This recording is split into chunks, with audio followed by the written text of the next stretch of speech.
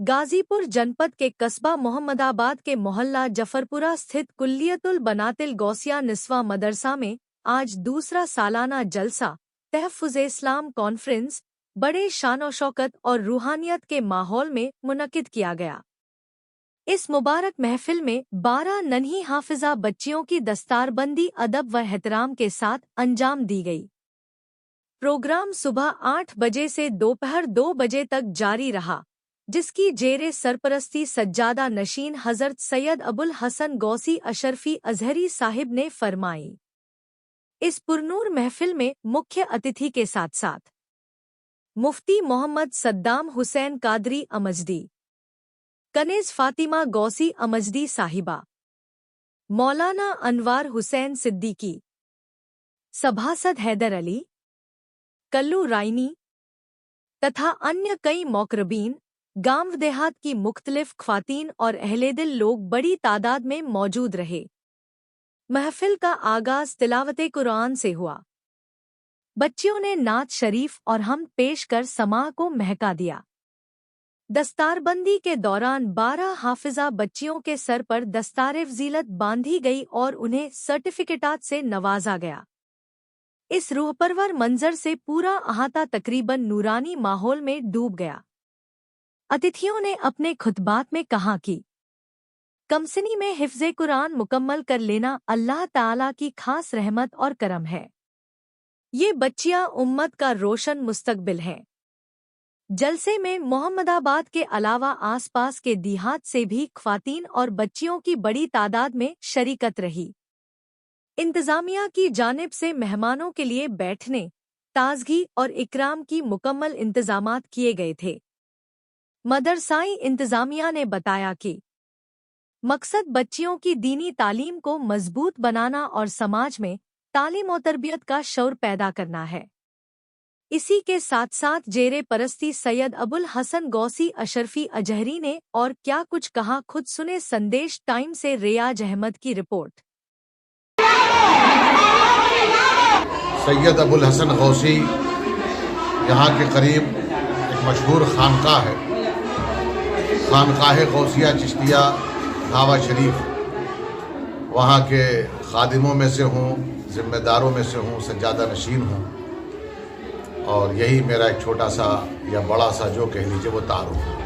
अच्छा हजरत, आज इस तरह का प्रोग्राम किया गया है, इसका मुख्य उद्देश्य क्या है, जरा से दर्शकों को बता। देखिए, सबसे बड़ा उद्देश्य यहाँ पर यह दिया जा रहा है कि आज के दौर में इंसान अपने आप को सिर्फ तालीम के ज़रिए ही पहचान सकता है, और तालीम की जो इब्तिदा होती है, कल के दौर में हमारा कॉन्सेप्ट ये होता था कि जब लड़का बड़ा हो जाए, स्कूल जाए, तब कुछ सीखेगा।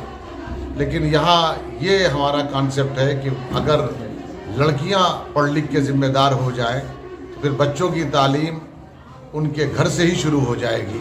तो मकसद ये है कि जब इल्म होगा, नॉलेज होगा और इब्तिदा से उनको इल्म दिया जाएगा, नॉलेज उनके हिस्से में आएगी, तो ऐसी सूरत में वो एक अच्छे इंसान अपने घर में भी, अपने मोहल्ले में भी, अपने शहर में भी बन सकते हैं। इस प्रोग्राम में जो है बच्चियों को दस्तारबंदी किया गया है, कितने बच्चियों को यहाँ पर जो है इस साल अल्लाह ताला का ये करम है, और यहाँ की ख़ास तौर पर जो टीचर्स हैं, मुअल्लिमात हैं, पढ़ाने वालियाँ हैं, उनकी मेहनत भी है। हमारे मुफ्ती सद्दाम हुसैन साहब, इनकी मेहनत है कि इस बार 12 बच्चियाँ जिनकी दस्तारबंदी की जा रही है। जी अच्छा हजरत, ये दीन तालीम के साथ साथ और भी क्या सब्जेक्ट?